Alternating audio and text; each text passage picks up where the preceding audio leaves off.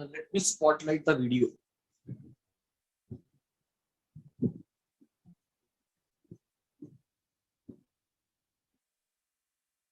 Vinamrata, can you spotlight the video? Do you know how to do that? Yes. अपने नाम पर hit करो और उसमें एक ऑप्शन आएगा स्पॉटलाइट वीडियो. कर दिया बेटा?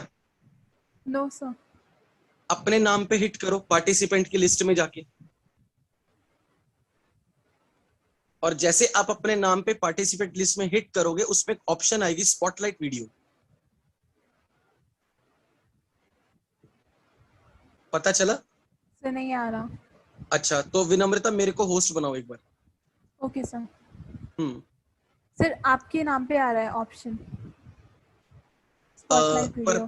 पर मैं नहीं कर पा रहा हूँ. अच्छा, मेरे नाम पे तुम कर रही हो हिट, तब आ रहा है? यस सर, कर तो दिया. कर दो. ठीक है, ओके, ठीक है. Yes sir. ओके.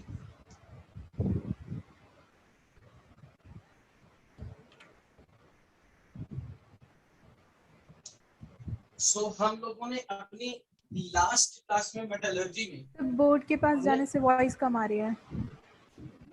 अभी भी कम आ रही है क्या voice? Yes sir. Okay.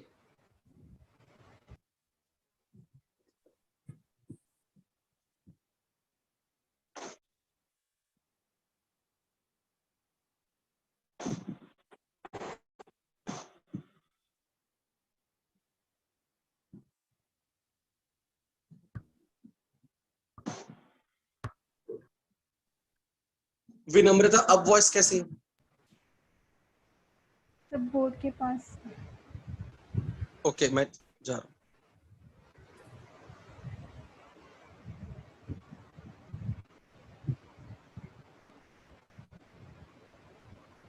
Check करो अब कैसी आ रही है वॉइस. सर अभी भी कम है. अब ठीक है या नहीं? अभी भी कम है. Yes sir. होना तो नहीं चाहिए. मोबाइल को पास में कर लो. मोबाइल काफी पास में है,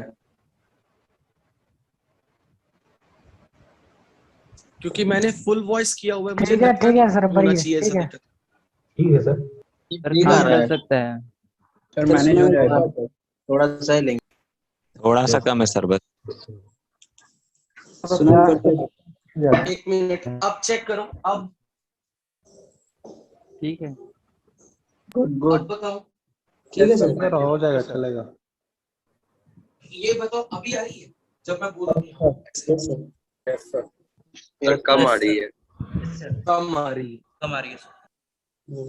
लैपटॉप वाले लोग कम आएगी. वो आपको ये भी बोल सकता है कि कोई हाइपोथेटिकल सिचुएशन दे. सो मेन पर्पस इतना कि आपको इतना पता होना चाहिए कि और मैग्नेटिक है और इम्प्योरिटी नॉन मैग्नेटिक है, तो कौन सा मेथड है अपने यूज करना है. Right? Okay. Sir electromagnetic method में कुछ लिखवाना नहीं था कि कैसे वर्क करता है? नहीं, बस वो समझ लिया था ना कि एक रोलर है, एक बेल्ट है, यस पे रोलर लगा हुआ, एक मैग्नेटिक एक नॉन मैग्नेटिक. यस. आपको समझ में आना चाहिए, क्योंकि वहां पर आपसे कोई थ्योरी तो पूछने नहीं वाला उसकी. ओके. अगर मेरा बस चले ना, मैं आपको कभी इसके नोट्स ना लिखवाऊं. ये तो मैं फॉर्मेलिटी पूरी कर रहा हूं. मैं सीधा बोलूं कि शीट में से पढ़ना है, शीट में से जो पढ़ना है वही मैंने आपको यहाँ समझाना है. Yes sir. 10th में कवर हो जाता है. बिल्कुल, क्योंकि ये सारी चीजें इस फॉर्म में जब आप शीट सॉल्व करोगे ना इस चैप्टर की, आपको पता लग जाएगा क्वेश्चन एग्जैक्टली पूछे कैसे जाते हैं. कोई आपसे डिटेल मेथड की पूछने नहीं वाला, not even in board exams. Okay. So now today we are going to start the lecture with the third method of benefaction of ore, that is Froth flotation method.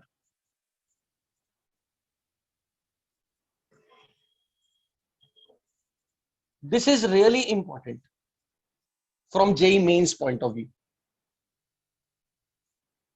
तो पहले एक काम करोगे, आप यहां पर एक डायग्राम ड्रॉ करोगे.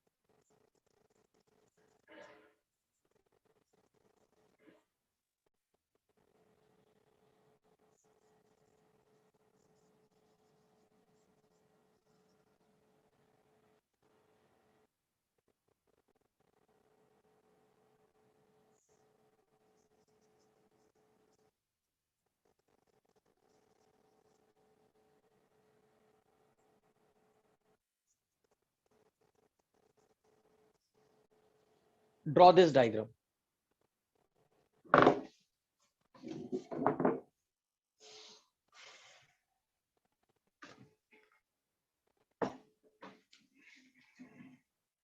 Once you draw the diagram, then let me know.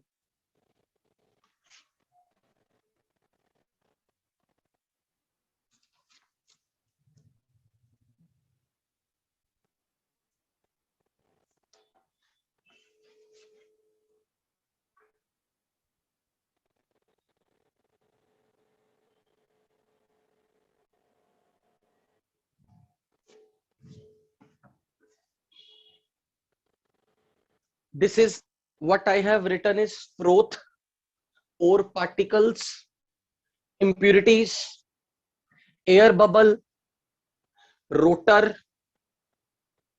air is blown, water plus oil. इस मेथड में क्या किया जाता है?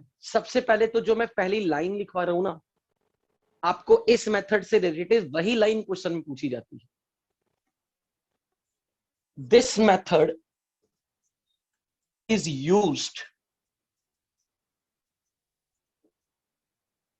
to purify or concentrate sulfide ores. जितने भी ओर्स में सल्फर है, सल्फाइड है, like copper glance,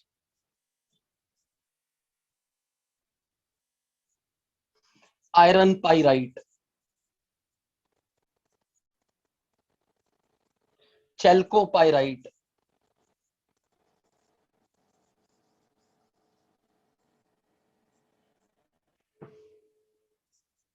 आर्जेंटाइट,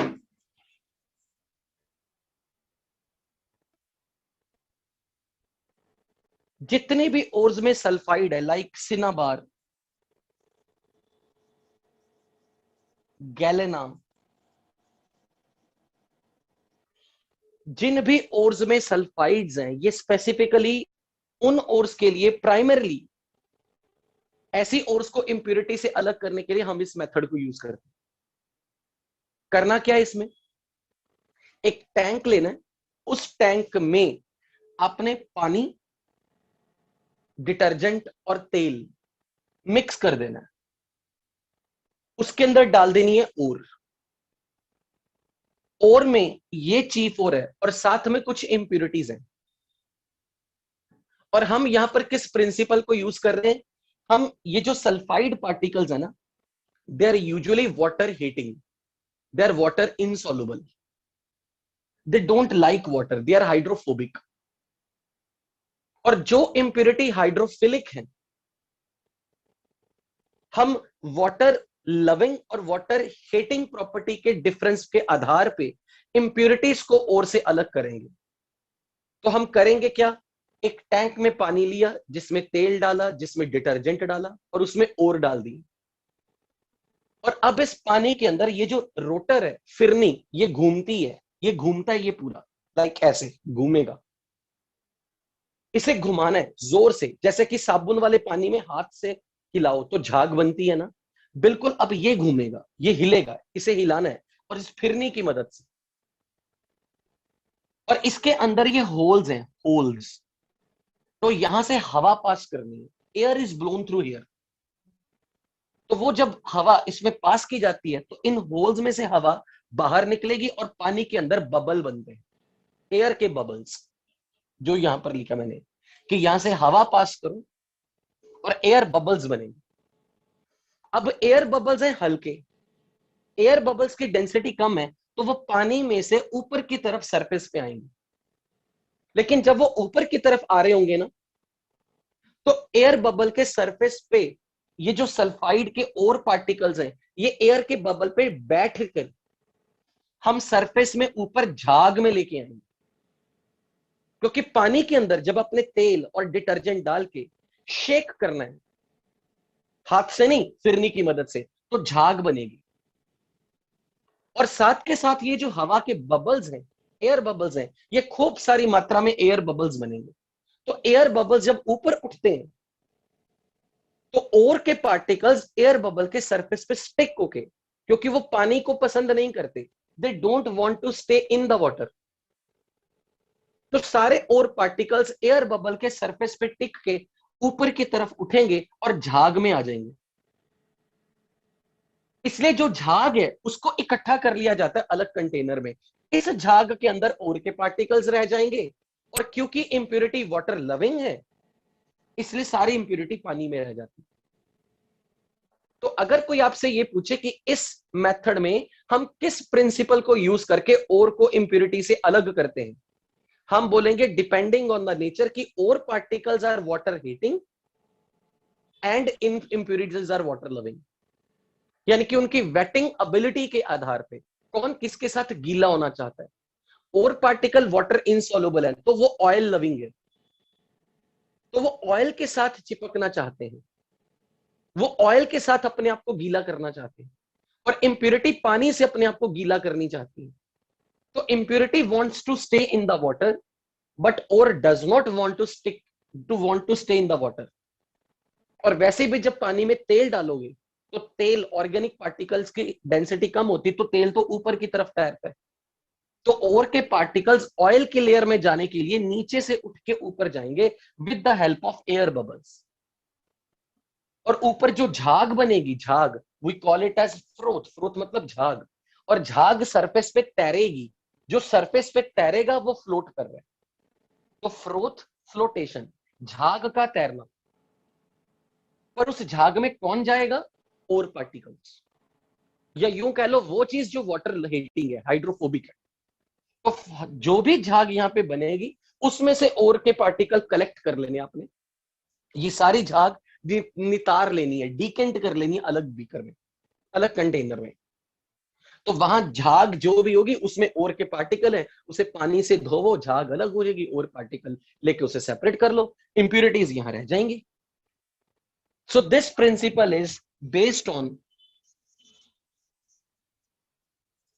this principle is, in fact I should use this method is based on difference in the wetting ability of ore particles and impurity.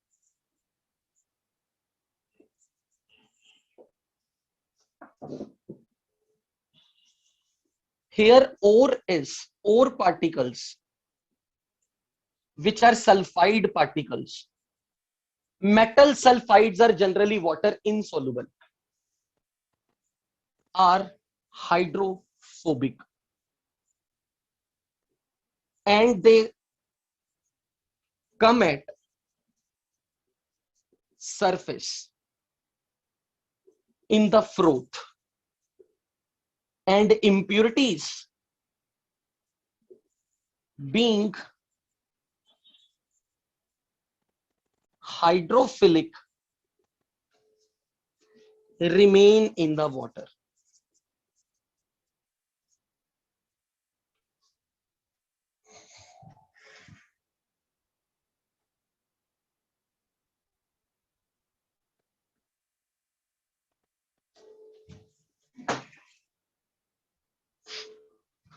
किया क्या जाएगा? Air is blown in a solution prepared by mixing ore plus water plus oil plus impurities.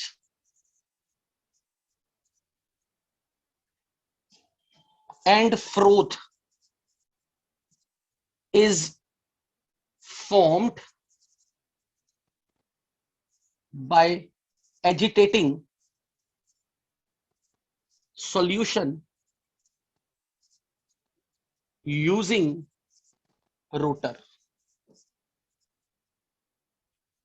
Agitating का मतलब इस solution को हिलाना, shake करना। किसकी हेल्प से? रोटर की हेल्प से।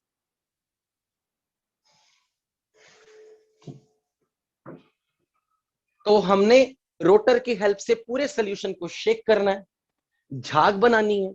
झाग जब बनेगी तो एयर बबल्स बनेंगे साथ में, क्योंकि आप एयर पास भी कर रहे हो। तो एयर बबल्स सरफेस के ऊपर, सरफेस तक और पार्टिकल को पानी में से कलेक्ट करके और पार्टिकल को सरफेस पे ले आएंगे। फ्रोथ में और पार्टिकल्स आ जाएंगे, उसको आप अलग कर लेना। पीछे इंप्योरिटीज वाटर लविंग है, वो पानी में रह जाएंगी।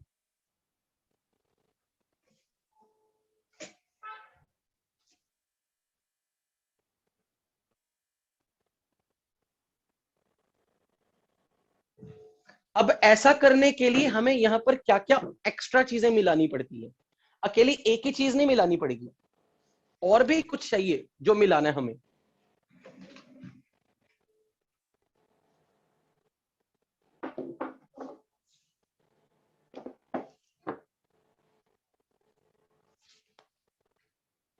अब हम यहां पर क्वेश्चन करेंगे कि यहां पर फ्रोथ फ्लोटेशन मेथड में हमें कौन कौन से एक्स्ट्रा केमिकल डालने पड़ते हैं। केमिकल्स और extra material required to be added in froth flotation method.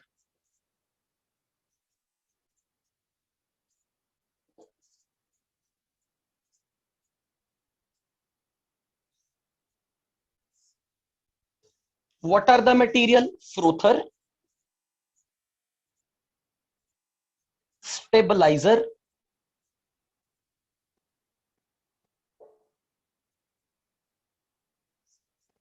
collector, activator and depressant.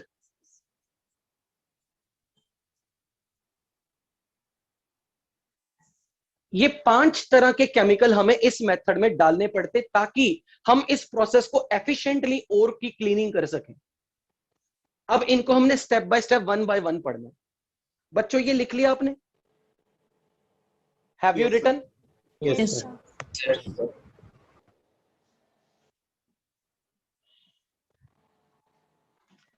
Frother का काम क्या है?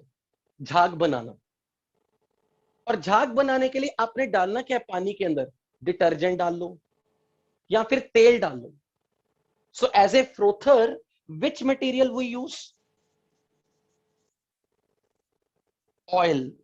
कौन सा ऑयल यूज कर सकते हैं? पाइन ऑयल यूज कर लो, टर्पेंटाइन ऑयल यूज कर लो, या फिर आप यूकलिप्टस ऑयल यूज कर लो।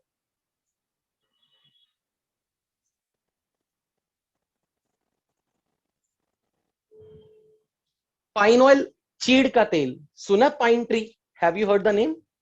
चीड़ का तेल, तारपीन का तेल, तारपीन का तेल।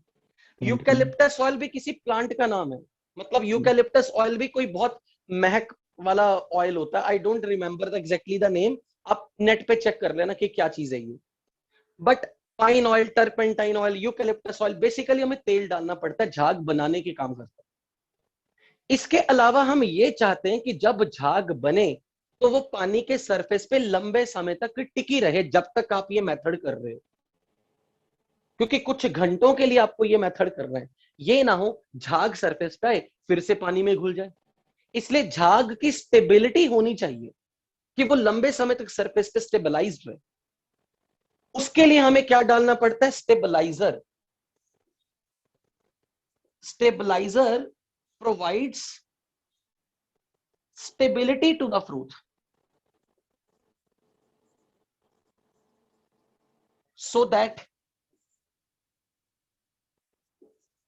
froth can stay at the surface for long time.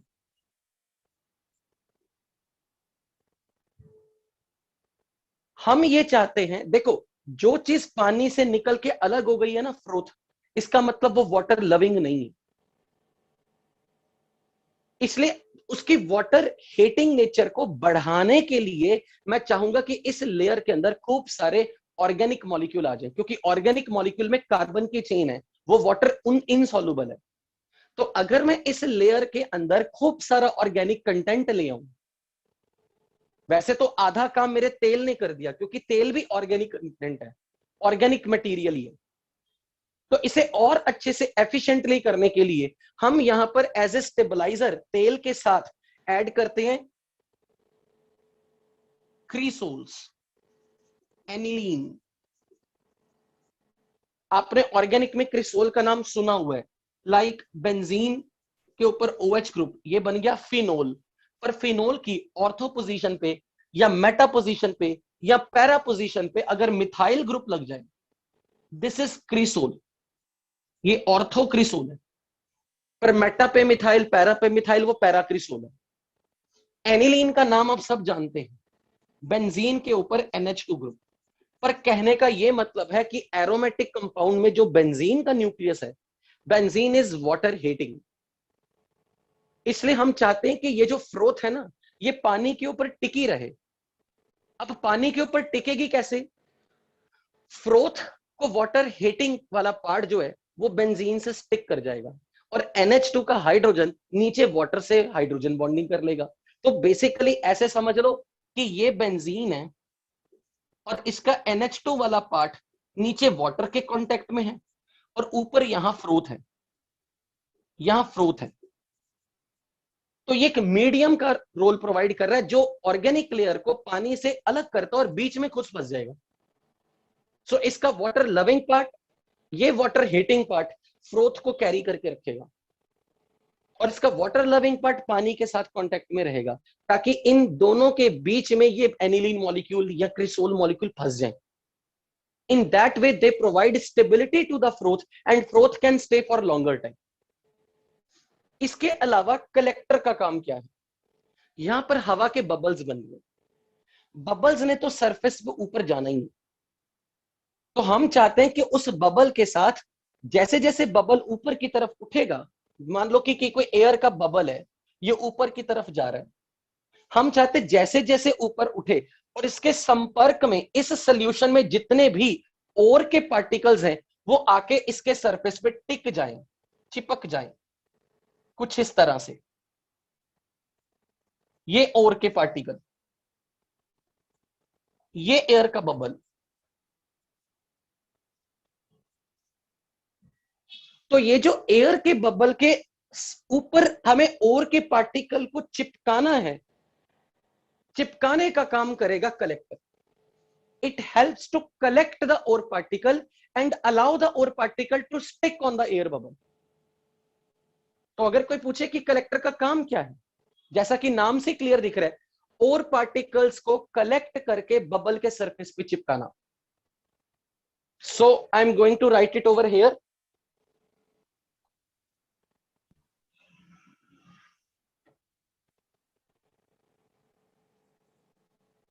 Collector helps to collect ore particles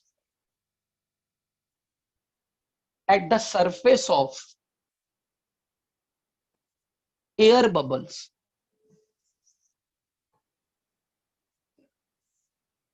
कैसे?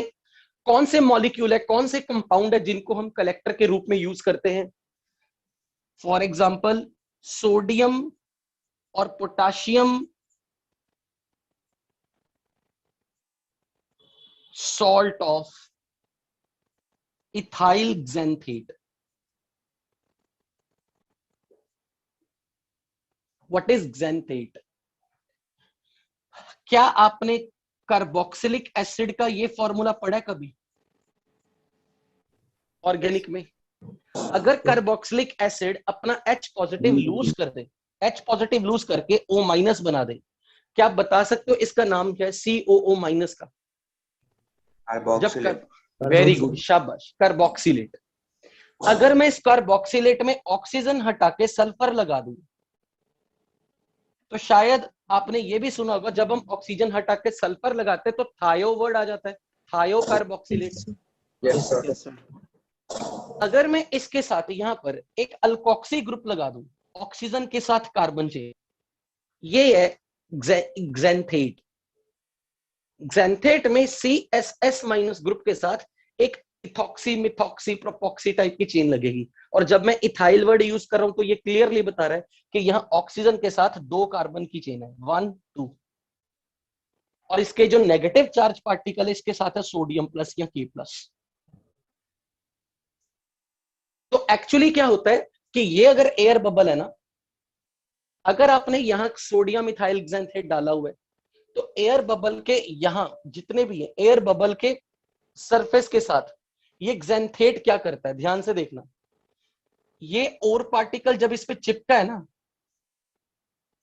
और का कोई पार्टिकल इस जब बबल के साथ चिपका है, तो ये चिपका कैसे है? यहां बीच में ये मॉलिक्यूल फंसे हुए हैं, ये वाले। ये क्या करते हैं, इसका ये जो कार्बन वाला पार्ट है, ये पार्ट, ये कार्बन चेन वाला पार्ट, ये वाटर हीटिंग है, ये और पार्टिकल को पकड़ने का काम करेगा। और ये एनायन वाला पार्ट वाटर लविंग है, ये वाटर के कांटेक्ट में रहेगा। तो एक तरीके से ये एक मीडियम प्रोवाइड करता है। एक तरफ ये वाटर लविंग यानी कि पानी में स्टे करेगा, क्योंकि अल्टीमेटली मैं चाहता हूं कि ये पानी में घुल जाए। तो इसका पोलर वाला पार्ट इसे पानी में घोलने की हेल्प करता है, और इसका ये जो कार्बन चेन वाला पार्ट है ये और पार्टिकल्स को अपने साथ स्टिक करेगा। And then this help to allow this ore particle to stick on the bubble. ये बीच में ये जो एयर बबल्स होंगे उनके सरफेस के ऊपर इसकी कोटिंग हो जाती है, और वो अपनी इस ऑर्गेनिक लेयर की मदद से और पार्टिकल को अपने साथ स्टिक करता है and help this ore particle to adsorb on the surface of air bubble। आपको इस मेथड में यूजुअली कभी भी कोई एग्जाम में क्वेश्चन आता है तो मेन चीज आपको ये पता होना चाहिए, फ्रोथ के तौर पे आपने क्या यूज किया, फ्रोथर के तौर पे, स्टेबलाइजर के तौर पे आपने क्या यूज किया, कलेक्टर के तौर पे आपने क्या यूज किया।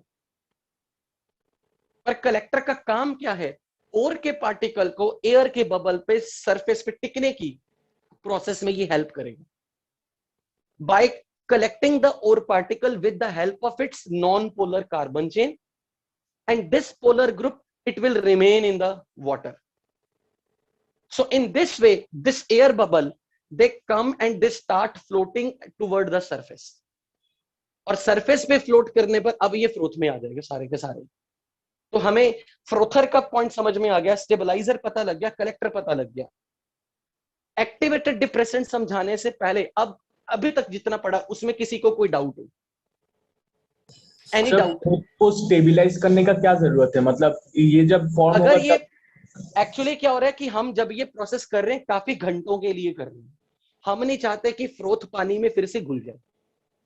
ऐसा ना हो कि फ्रोथ ऊपर आए, फ्रोथ धीरे धीरे ये जो जहां पर वाटर और फ्रोथ कांटेक्ट में वहां से फ्रोथ घुलनी शुरू हो जाए। इसलिए फ्रोथर हम चाहते हैं कि ये काफी लंबे समय तक स्टेबलाइज्ड रहे।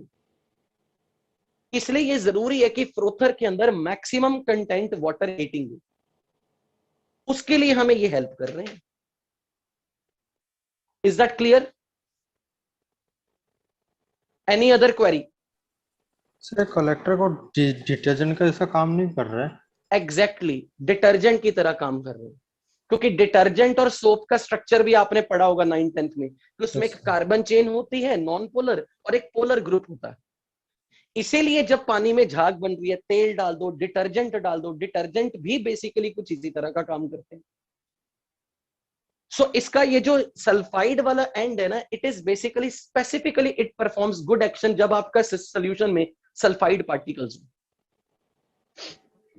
ओके सर और एक डाउट है, सर अगर ये पांचों को यूज ना करे तो फिर क्या फ्रोथ नहीं बनेगा? फ्रोथ तो देखो तब भी बन जाएगा, पानी में साबुन डाल के हिला दो, पर एफिशिएंसी उतनी अच्छी नहीं आएगी। आपको हो सकता है आपकी ओर की क्लीनिंग तो हो, पर आपको उस ओर को 5, 6, 7, 8, 10 बार आपको ज्यादा क्लीन करना पड़े। और हम नहीं चाहते कि हम किसी भी प्रोसेस को मल्टी टाइम रिपीट करते रहे, क्योंकि हर स्टेप परफॉर्म करने में खर्चा होता है। तो अब चाहेंगे कि कुछ केमिकल्स डाल दो, पर एक बार में अच्छी क्लीनिंग हो जाए। जैसे कि फॉर एग्जांपल जब लोग गाड़ी की सर्विस करवाते हैं, गाड़ी धोने वाला तो पानी से भी सिंपल क्लीन कर देगा, पर वो केमिकल लगाता है, झाग बना के पूरी कोटिंग, मतलब मेटल की पूरी लेयर को चमकाएगा। That is just simply to enhance the efficiency of this process. Any other query? So now I am moving ahead, explaining the activator and depressant.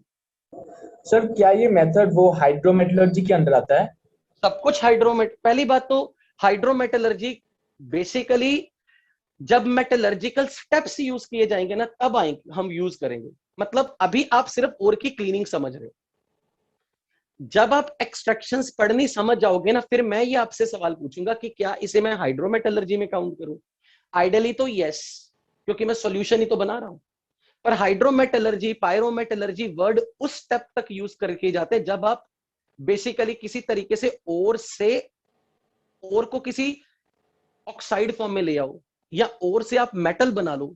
उन स्टेप्स में हम ऐसे वर्ड यूज करते हैं, हाइड्रोमेटलर्जी, पायरोमेटलर्जी। अभी तो मैं बोलूंगा कि ये सिंपल ओर की क्लीनिंग हुई है। एक बार जब आप आयरन, एल्यूमिनियम, कॉपर की एक्सट्रैक्शंस पढ़ोगे, फिर आप समझ जाओगे कि एग्जैक्टली पायरोमेटलर्जी, हाइड्रोमेटलर्जी किस स्टेप पे वो नाम यूज करने चाहिए, किस स्टेप को ध्यान में रखते हुए ये नाम प्रपोज किए गए। ओके,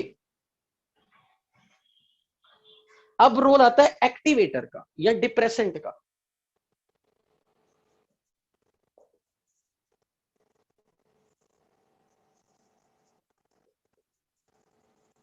एक्टिवेटर का रोल क्या है? एक्टिवेट करना, किसी को हेल्प करना। क्या बनना है उनमें? फ्रोथ में जाने में हेल्प करना। किसी और पार्टिकल को फ्रोथ में जाने में पुश करने वाला काम जो करेगा वो है एक्टिवेटर। सो इट हेल्प्स और एक्टिवेट्स और particles to become the part of fruit.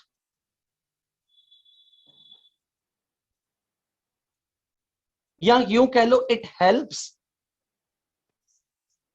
to push the ore particles to go out of water. पानी में से बाहर निकालने में किसी ने धक्का लगा दिया कि तू निकल पानी से बाहर, ऐसा काम करेगा एक्टिवेटर। डिप्रेसेंट ये उल्टा, it retards ore particle to become the part of fruit.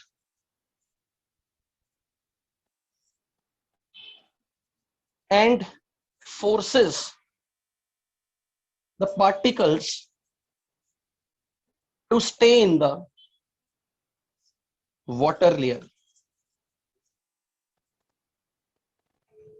शायद नाम से समझ में आ गया कि डिप्रेसेंट किसी की फ्रोथ में जाने की एबिलिटी को घटाने का काम करता है। अगर कोई फ्रोथ में जाना भी चाहता है ना, उसको रोक देगा थोड़ी देर के लिए। पर हमें इसकी जरूरत क्यों पड़ती है, कब पड़ती है, इसको अब एग्जांपल से समझेंगे। मान लो मेरे पास एक ओर है, चीफ ओर है गैलेना, मुझे इसकी क्लीनिंग करनी है, लेकिन इसमें इंप्यूरिटी के तौर पे मेरे पास दो केमिकल इसके साथ जुड़े हुए हैं, zinc sulphide, iron sulphide and impurity. यानी कि ये सारा मेरा इंप्यूरिटी वाला पार्ट है, पर इंप्यूरिटीज में भी मेरे पास सल्फाइड की इंप्यूरिटी है, मुझे इसे क्लीन करना है, ये मेरा मेन रिक्वायर्ड मटेरियल है, and I don't want this. और अब आप खुद सोचो कि अगर आपने इस पूरे मिक्सचर के लिए फ्रोथ फ्लोटेशन मेथड करवाया तो आपको फ्रोथ में क्या क्या मिलेगा। फ्रोथ में गैलेना के साथ आपको ये भी मिल जाएंगे, मानते हो या नहीं? अगर मैंने फ्रोथ फ्लोटेशन करवाया और ये मेरी इंप्यूरिटी का पार्ट है, आई वांट दिस, ये मेरी मेन ओर है, इसको मुझे इन इम्प्योरिटी से अलग करना है, पर ये इम्प्योरिटीज तो चलो वाटर लविंग है, पर साथ में ये इम्प्योरिटी भी ऐसी है जो मैं नहीं चाहता, पर ये फ्रोथ लविंग है, ये वाटर हीटिंग है, तो ये भी तो पानी के साथ ऊपर उठ के फ्रोथ में आ जाएगी। तो मेरी ओर की क्लीनिंग कैसे होगी अगर मुझे ये नहीं चाहिए? तो ऐसा कोई केमिकल डालना पड़ेगा जो कुछ इस तरीके से काम करवाए कि पहले लेड सल्फाइड को फ्रोथ में जाने दे, और जब तक लेड सल्फाइड फ्रोथ में जा रहा है इनको फ्रोथ में जाने से रोके। एक तीसरा केमिकल, कोई ऐसा केमिकल डाल दूं जो बाकी के सल्फाइड पार्टिकल को बोले नहीं तुम अभी थोड़ी देर के लिए पानी में रहो, जब तक लेड सल्फाइड फ्रोथ में चला जाएगा, लेड सल्फाइड को सब में अलग कर लूंगा, फिर इनकी बारी आएगी। लेकिन तब तक इनको झाग में जाने से रोकने के लिए जो प्रॉपर्टी है जिस मटेरियल के पास है, वो प्रॉपर्टी कि वो सिलेक्टिवली एक सल्फाइड को ऊपर आने दे और बाकी सल्फाइड को पानी के अंदर रखे, मजबूर करके कि तू यू स्टे इन वाटर। ऐसा काम करेगा डिप्रेशन। मान लो कि इस डिप्रेसेंट की मदद से मैंने लेड सल्फाइड को फ्रोथ में अलग कर लिया, अलग ले आया। अब मैं चाहता हूं कि जिंक सल्फाइड को फ्रोथ में आ जाए पर आयरन सल्फाइड ना आए। तो अब इसको फ्रोथ में वापस लेके आने की मदद करेगा एक्टिवेटर। एक्टिवेटर अब जिंक सल्फाइड को ऊपर लेके आएगा, फ्रोथ में लेके आएगा। फिर जिंक सल्फाइड अलग कर लिया, अब मैं बोलूंगा कि आयरन सल्फाइड चल अब तू भी आ जा। यानी कि एक एक करके 1 बाय 1 अलग अलग सल्फाइड्स को फ्रोथ में लेके आना अगर है, और ये तब होगा जब आपकी ओर के साथ मोर देन 1 सल्फाइड्स पहले से प्रेजेंट है। तो आपको एक स्टेप में अगर आपने करवा दिया बिना एक्टिवेटर और डिप्रेसेंट डाले, तो शायद अब आपको समझ में आ चुका होगा प्रॉब्लम क्या होगी। प्रॉब्लम ये होगी कि आपकी फ्रोथ में मिक्सचर ऑफ सल्फाइड मिलेगा जो आप नहीं चाहते। तो किसी तरीके से मैं ये चाहता हूं कि यार 1 बाय 1 पहले गैलेना ऊपर आ जाए, जिसको जो मेरी मेन ओर है, जिसको मैं क्लीन करना चाहता हूं। लेकिन जब तक इसकी प्योरिफिकेशन हो रही है, इसको कोई पानी के अंदर बिठा के रखे, इसको झाग में ना आने दिया जाए, और इसको झाग में आने से रोकने का काम करेगा डिप्रेसेंट। और जब लेड सल्फाइड सारा मैंने उठा के नितार के अलग कर लिया, अब मुझे कोई बंदा ऐसा चाहिए, कोई ऐसा मॉलिक्यूल चाहिए या केमिकल चाहिए जो जिंक सल्फाइड को बोले नाउ यू गो, तेरे लिए दरवाजा खुल गया, जा फ्रूट में चला जा। जब जिंक सल्फाइड फ्रोथ से आके मैंने क्लीन कर लिया, अब मैं आयरन सल्फाइड को बोलूंगा अब यार चल भाई अब तेरी बारी। तो आई थिंक आपको ये समझ में आया होगा कि इनका रोल क्या है। Is that clear to everybody? But अब ये होगा कैसे, इसका मैकेनिज्म क्या है, कैसे वो इसे रोक के रखेगा, कैसे वो इनको रोक के रखेगा जब तक लेड सल्फाइड की क्लीनिंग हो रही है। ये वाटर हीटिंग है। अगर मैं कोई ऐसा केमिकल डाल दूं जो मोमेंटरली कुछ टाइम के लिए इस वाटर हीटिंग को वाटर लविंग में तब्दील कर दे, लेकिन कोई ऐसा केमिकल जो स्पेसिफिकली इनसे रिएक्ट करे, इससे ना करे। ये ना हो कि वो केमिकल ऐसा डाला जो इससे भी रिएक्ट करके इसे भी वाटर लविंग बना दे, नहीं। अब मुझे चूज करना पड़ेगा क्योंकि नया केमिकल जो सिलेक्टिवली किसी इन दोनों को ही वाटर लविंग में तब्दील कर दे। अभी तो ये वाटर हीटिंग है सल्फाइड। मुझे ये पता है जिंक सल्फाइड हमेशा इस इक्विलिब्रियम में एस्टेब्लिश्ड है। Ions are always water loving. The moment ions जुड़ गए, ये इनसॉल्युबल फॉर्म है। पर ये सारे के सारे सल्फाइड क्योंकि वाटर हीटिंग है, दे आर बैड इलेक्ट्रोलाइट, तो इनका इक्विलिब्रियम मेजॉरिटी में बैकवर्ड में है। मतलब इनकी कंसंट्रेशन बहुत बहुत कम है, नेग्लिजिबल कम है। मेजॉरिटी में ये मटेरियल इस फॉर्म में है। अगर मैं किसी तरह इसका इक्विलिब्रियम फॉरवर्ड शिफ्ट करा दूं और इन आयंस को अलग अलग कर दूं, अब ये वाटर लविंग हो जाएंगे। पर ये काम कौन करेगा? तो मैं आपको अब आपकी पढ़ी हुई कोऑर्डिनेशन केमिस्ट्री का यूज करना सिखा रहा हूं। ध्यान से देखो, यहां पे जिंक और आयरन डी ब्लॉक के एलिमेंट्स हैं और लेड पी ब्लॉक का एलिमेंट है। क्यों ना मैं कोई ऐसा लिगेंड ले आऊं जो लिगेंड डी ब्लॉक वाले मेटल आयन की टेंडेंसी लिगेंड के साथ कॉम्प्लेक्स बनाने की होगी, पी ब्लॉक वालों की नहीं। कोऑर्डिनेशन कंपाउंड्स में आपने ये चीज अच्छे से पढ़ी है। Transition metal ions have higher tendency to form complex. तो अगर मैं कोई लिगेंड ऐसा डाल दूं जो इस आयन को पकड़ के कॉम्प्लेक्स बनाए, तो इसका इक्विलिब्रियम फॉरवर्ड शिफ्ट होगा। और जब इसका इक्विलिब्रियम फॉरवर्ड शिफ्ट होगा, ये वाटर सॉल्युबल फॉर्म, ये वाटर इनसॉल्युबल फॉर्म, तो आप इनसॉल्युबल को सॉल्युबल करोगे। अभी तो हम कहते हैं कॉम्प्लेक्स बनने से सॉल्युबिलिटी बढ़ती है। तो अब मैं इस टेक्निक को यूज करूंगा कि यहां पर कोई लिगेंड डालूंगा, वो लिगेंड सिलेक्टिवली जिंक और आयरन के साथ कॉम्प्लेक्स बनाएगा, और जब जिंक आयन और आयरन के साथ कॉम्प्लेक्स बनेगा, ये इक्विलिब्रियम फॉरवर्ड जाएगा, तो इसकी सॉल्युबिलिटी बढ़नी शुरू हो जाएगी, वो पानी में रह जाएगा। पर कौन ये काम करेगा? I am using as a which material is going to be used as a depressant? Sodium cyanide. So I am talking of Cn minus, but at the same time I am adding sodium carbonate. Sodium carbonate and sodium cyanide, they are used as depressant. ये बता सकते तो sodium carbonate की nature क्या है, acidic या basic? अगर ये अल्कली मेटल के सॉल्ट्स हैं, अल्कली मेटल के कंपाउंड एसिडिक होते हैं या बेसिक? तो उसका they are basic, they makes the solution basic. तो इसे पानी में डाल के पीएच सॉल्यूशन की हो जाएगी 7 से ज्यादा, तो सॉल्यूशन में कौन सा आयन जनरेट हो जाएगा जब पीएच 7 से ज्यादा हो जाएगा? OH minus. तो इसका काम है OH माइनस जनरेट करना, क्योंकि ये पानी में जाके सोडियम कार्बोनेट जब आयनाइज होगा, ये पानी में जाके इसका हाइड्रोलिसिस होगा और आयनिक इक्विलिब्रियम में OH माइनस आता है। वो OH माइनस अब क्या करेगा? आयरन को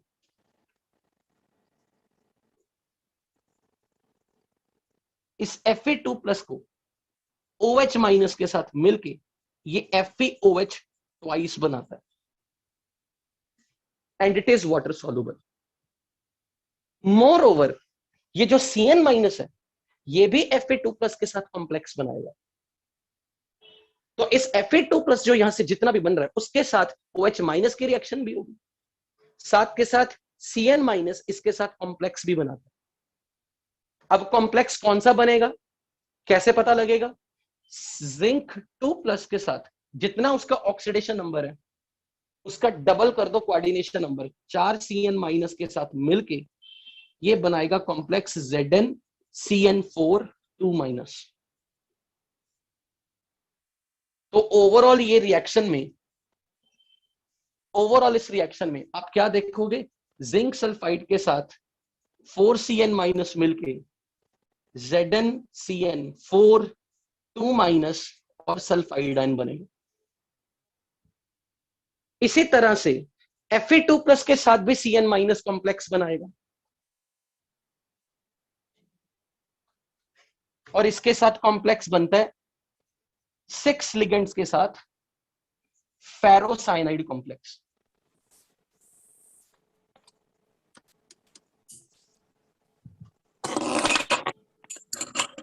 फेरोसाइनाइड कॉम्प्लेक्स। सो कॉम्प्लेक्स बनने से इसका इक्विलिब्रियम फॉरवर्ड में शिफ्ट होगा, तो FeS2 भी डिसॉल्व हो जाएगा, जिंक भी डिसॉल्व हो गया, यानी कि अब ये सल्फाइड से अलग हो चुके हैं, ये आयन अलग हो चुके हैं। So in this way depressant makes the sulfide ore particles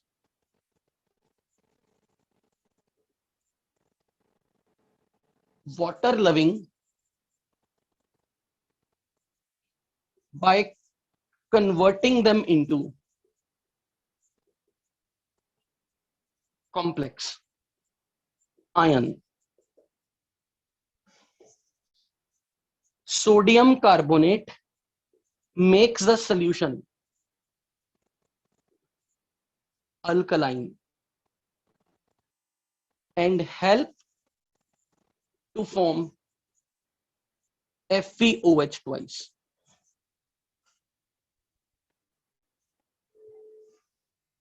तो इस तरीके से ये वाटर सॉल्युबल रह जाएंगे इतनी देर में। Till then lead sulfide starts going into fruit.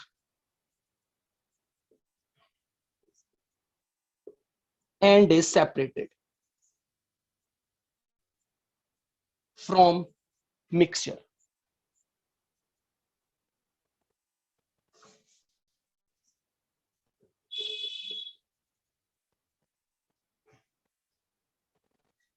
यहां तक किसी को कोई doubt?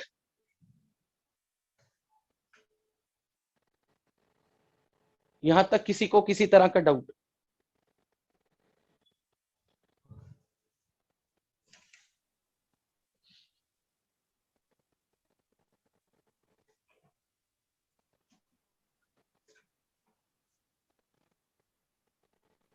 Is it clear up to here? Depressant का रोल? Yes sir. अब लेड सल्फाइड आपने सेपरेट कर लिया, तो अब मैं चाहूंगा कि ये जो जिंक आयंस कॉम्प्लेक्स की फॉर्म में थे, अब ये कॉम्प्लेक्स आयन टूट जाए ताकि ये जिंक सल्फाइड के साथ वापस से जुड़ के ZnS की फॉर्म में आ जाए और फिर ये फ्रूट का पार्ट बने। तो अब मैं चाहूंगा कि ये कॉम्प्लेक्स टूटे। तो इस कॉम्प्लेक्स को तोड़ने के लिए और जिंक आयंस और सल्फाइड आयन को जोड़ के फ्रोथ में लेके आने का काम करेगा activator. Who will play the role of activator? As an activator we add CuSO4. Copper sulfate is water soluble compound. Copper sulfate dissociate completely into its ion. तो कॉपर सल्फेट से आने वाली क्यूप्रिक आयंस की concentration है sufficiently high, और ये cupric ion अब इसके साथ कॉम्प्लेक्स बनाते हैं। ये जिंक को निकाल के Cn के साथ कॉम्प्लेक्स बनाते हैं। So this cupric ions, they form complex with this complex, इसके साथ ये रिएक्ट करता है और ये एक स्टेबल कॉम्प्लेक्स बनाता है CuCN4 3-। It is more stable complex than this, क्योंकि अब हम इस प्रॉपर्टी को यूज कर रहे हैं कि जिंक जो है basically zinc ion D10 configuration है। जिनकी फुली फिल्ड D कॉन्फ़िगरेशन हो उनकी कॉम्प्लेक्स फॉर्मिंग एबिलिटी कम होती है। तो बेसिकली यहां पर वैसे भी इस कॉम्प्लेक्स की स्टेबिलिटी, इस कॉम्प्लेक्स का स्टेबिलिटी कांस्टेंट इस कॉम्प्लेक्स से कहीं ज्यादा है। तो ये जो कॉपर आयंस जो होते हैं वो जिंक को निकाल के खुद Cn के साथ कॉम्प्लेक्स बना लेते हैं, और जैसे ये जिंक आयन फ्री हो गया, ये जो जिंक आयन अब बाहर निकलेगा, ये किससे कंबाइन करेगा? सल्फाइड से, जो सॉल्यूशन में पहले से घूम रहा है। So this zinc ions will combine with sulphide to form ZnS and become the part of fruit.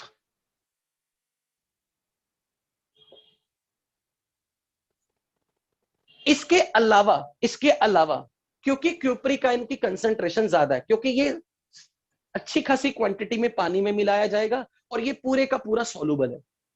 This is not weak electrolyte, यहां रिवर्सिबिलिटी नहीं है, इट्स फुली सॉल्युबल सॉल्ट।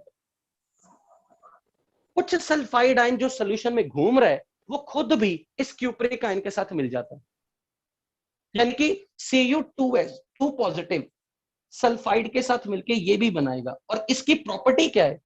इस कंपाउंड की स्पेसिफिक प्रॉपर्टी है, अगर ये जिंक सल्फाइड का particle है ना जो ये बन रहा है, इसके ऊपर इसकी कोटिंग हो जाती है क्यूप्रिक सल्फाइड की, and it is more water insoluble than this.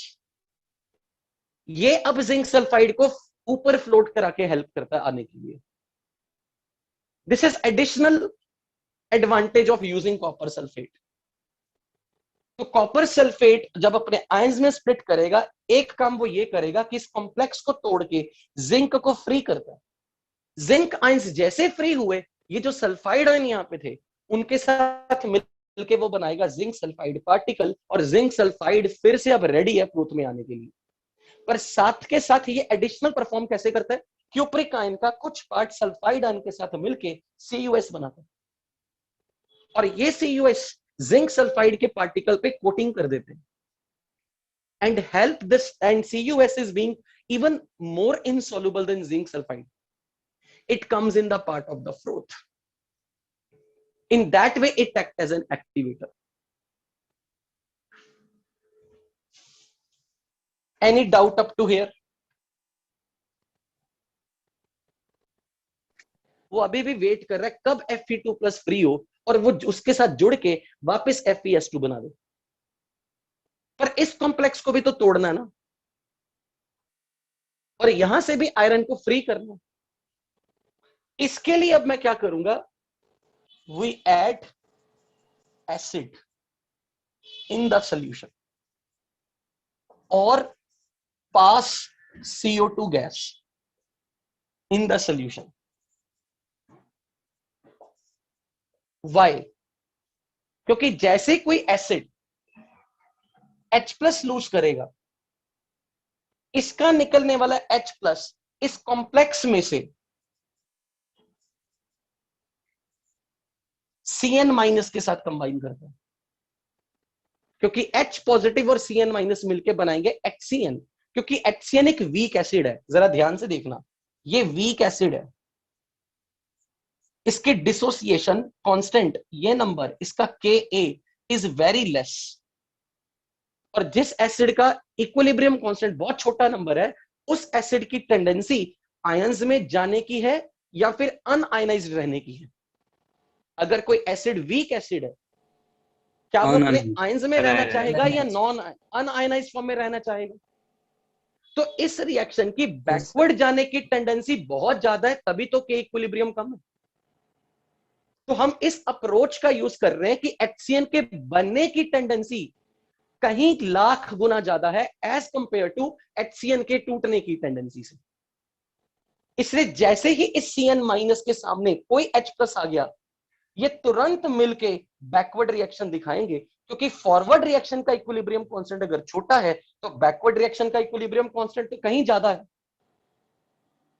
इसलिए जैसे सॉल्यूशन में मैं H+ डालना शुरू करूंगा, वो Cn- के साथ मिलके इस कॉम्प्लेक्स को तोड़ेगा और HCN बनाएगा, और फिर वो आयरन जो कि +2 स्टेट में था वो फ्री हो जाएगा। किस चीज के लिए? सल्फाइड के साथ रिएक्ट करके FeS2 बनाने के लिए। So this H+ released from the acid, H+ released from the acid reacts with ferrocyanide ion to get back FeS2, क्योंकि HCN बनेगा और Fe2+ फ्री हो गया, और Fe2+ जैसे फ्री हुआ वो वापस सल्फाइड से मिलकर FeS2 बना देगा।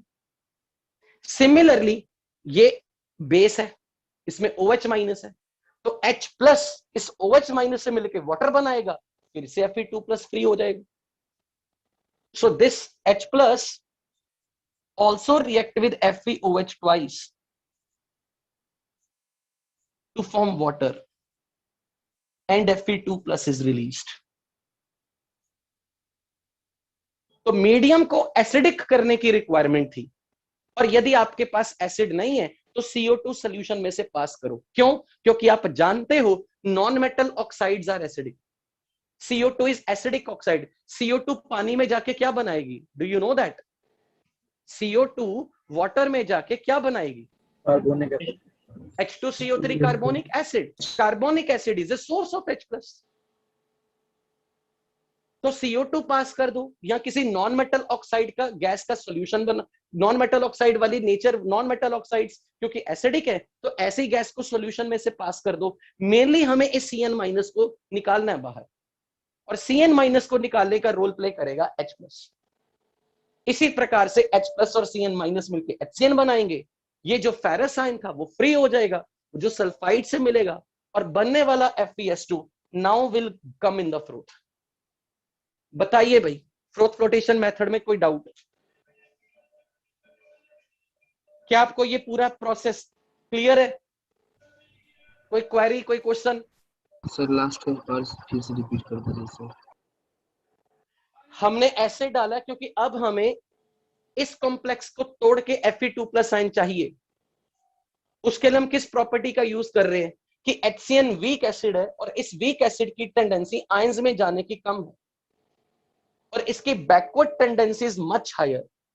इसलिए जैसे ही इस कॉम्प्लेक्स को H+ मिलेगा, तो इसका Cn माइनस इस H प्लस के साथ मिलके HCN बनाएगा, और HCN बनते वक्त ये आयरन 2 प्लस अब फ्री हो जाएगा, और वो जो आयरन 2 प्लस फ्री हो गया वो सल्फाइड से मिलके वापस FeS2 बनाएगा, जिसको आपने पहले कॉम्प्लेक्स में कन्वर्ट कर दिया। अब FeS2 is available in the solution, और वो अब फ्रोथ में जाने के लिए रेडी हो जाएगा। Any other query, any other student? Sir copper zinc के कॉम्प्लेक्स में से जिंक को रिप्लेस करेगा, ये कैसे पता चलेगा? कॉम्प्लेक्स बन रहा है क्योंकि इस कॉम्प्लेक्स का स्टेबिलिटी कांस्टेंट ज्यादा है। सही, हमें याद करना पड़ेगा। इसमें याद क्या करना, आपको इतना पता होना चाहिए कि एक्टिवेटर का रोल किसने प्ले किया, डिप्रेसेंट का रोल किसने प्ले किया। सर डिप्रेसेंट जो होता है वो हाइड्रोफिलिक बना देता है पार्टिकल को। बिल्कुल, डिप्रेसेंट का मतलब है वो किसी पार्टिकल को फ्रोथ में नहीं जाने देगा, और फ्रोथ में वही जाएगा जो वाटर हीटिंग है। तो थोड़ी देर के लिए वाटर हीटिंग को वाटर लविंग बना दो।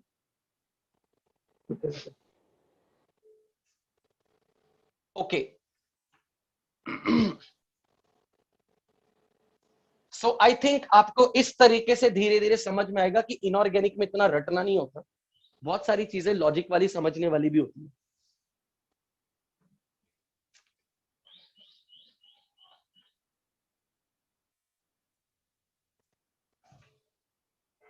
सर ये सब लिखना नहीं था। तुमने लिखा ही नहीं था? इतनी देर से क्या कर रहे सर थे? आपने मिटा दिया। सर टाइम ही नहीं दिए sir. Next method, leaching. This is very important, अब ध्यान से लिखते जाना। लीचिंग का मतलब, leaching is a chemical method.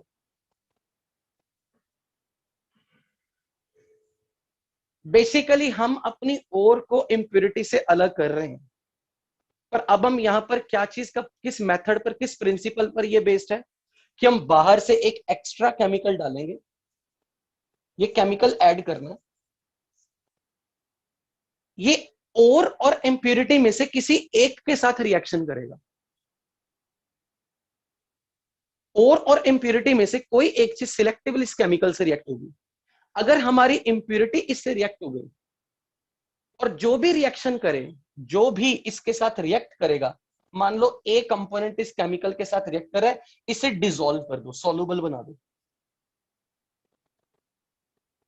और जो रिएक्ट नहीं किया उसे वाटर इनसॉल्युबल रहने दो। तो अब एक बात बताओ, जब एक वाटर सॉल्युबल हो, वाटर इनसॉल्युबल हो, उसको सेपरेट कैसे करोगे? फिल्टर करके? बताओ। Yes sir. अगर मान लो मेरी ओर है और ओर के साथ इंप्योरिटी है, मैंने कोई केमिकल डाला, वो केमिकल मान लो ओर से रिएक्ट करके उसे सॉल्युबल बना रहा है, पर इंप्योरिटी से रिएक्ट नहीं कर रहा, तो मैं इंप्योरिटी जो रिएक्ट नहीं की वो वाटर इनसॉल्युबल ही रहकर उसको मैं फिल्टर कर लूं, और जो डिसॉल्व हो गया ओर के पार्टिकल्स, उसको मैं किसी सोल्यूशन फॉर्म में से जैसे भी घुला है उससे वापस और पार्टिकल रीजनरेट कर लूं।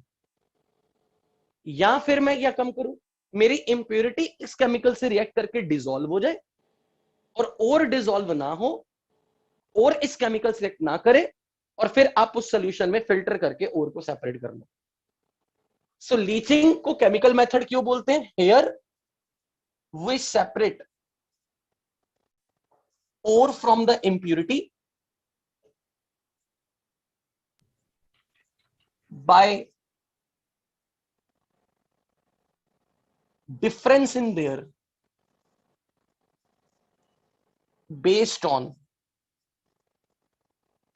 differences in the chemical properties.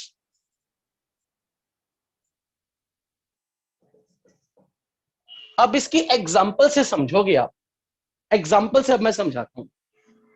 इसके 3 एग्जाम्पल आपने ध्यान में रखने। मान लो कि मेरे पास लो ग्रेड कॉपर सल्फाइड है,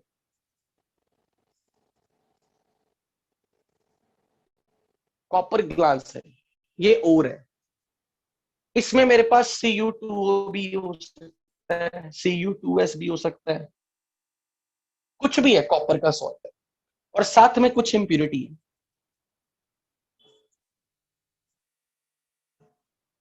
तो बेसिकली मैं ये चाहता हूं कि मेरे क्यूप्रिक ऑक्साइड, क्यूप्रिक सल्फेट, जो कॉपर पार्टिकल्स है ना, वो इंप्योरिटी से अलग होंगे। तो अब मैं क्या करूंगा, इसमें सल्फ्यूरिक एसिड डाल दूंगा। Sulphuric acid will convert them into copper sulphate. इसका काम होगा कॉपर को कॉपर सल्फेट में ले आएगा। अगर मैं यहां पे मान लो मेरे पास CuO भी हो तब भी चलेगा।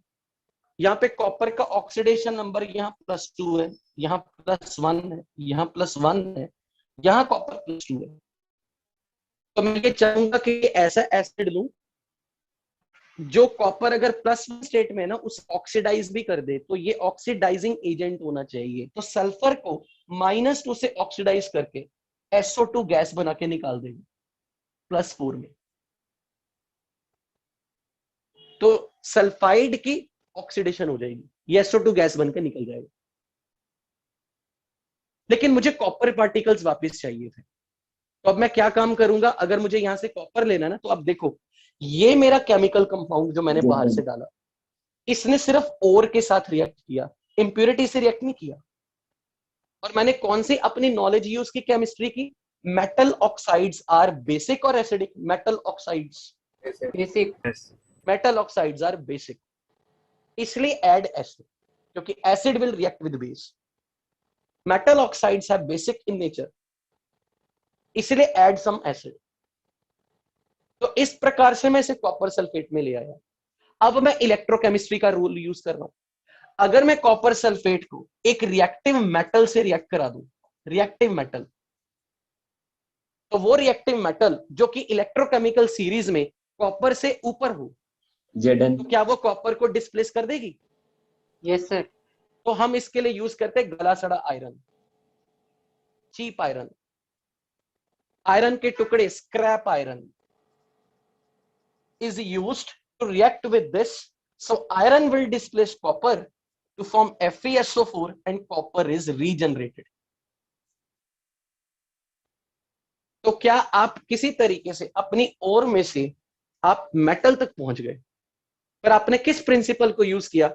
You added some chemical which does not react with impurity but it reacts with ore, और ओर से रिएक्ट करके वो कुछ ऐसा कंपाउंड बना देगा जिससे आप अपनी मेटल रीजनरेट कर लो। So is that point clear कि लीचिंग में क्या करते हैं? यस सर पहले नोट कर लो, फिर रह जाएगा नोट करना। सर ये वाला मेथड सबसे इजीएस्ट मेथड होता है क्या? इजीएस्ट मेथड वगैरह आपको जो समझाया जा रहा है ये सब थ्योरेटिकल है। प्रैक्टिकल करते वक्त चीजें बहुत डिफरेंट होती है। आप सोचो कि आपको यहाँ कॉपर पूरा प्योर मिल जाएगा, कभी भी नहीं। 90%, 95% प्योर मिलेगा बस। पर ये है कि कुछ तो प्योरिटी हुई, कुछ तो प्योरिटी बढ़ी। हम लोग ऑक्सीडाइजिंग एजेंट क्यों प्रेफर करते हैं? ताकि इसके साथ ये जो सल्फाइड वगैरह वो भी निकल के गैस बन के निकल जाए। हमें कॉपर चाहिए बेसिकली।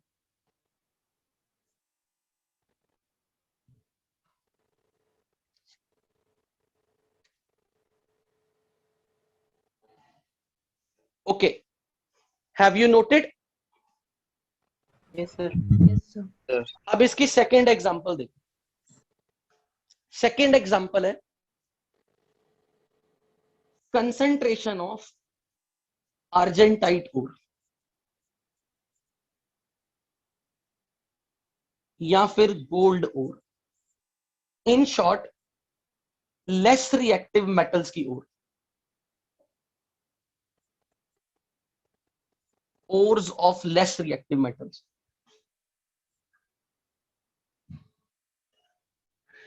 मान लो मेरे पास Ag2S की ओर है और इसके साथ कुछ इंप्यूरिटी है,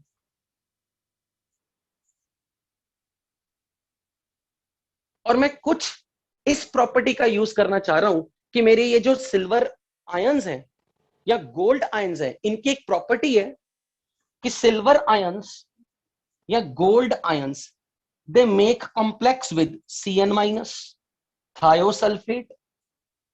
these are some specifically question जो आज मैं आपको इंफॉर्मेशन दे रहा हूं, पर आपको जेईई एडवांस में इसी तरह के क्वेश्चन पूछे जाएंगे।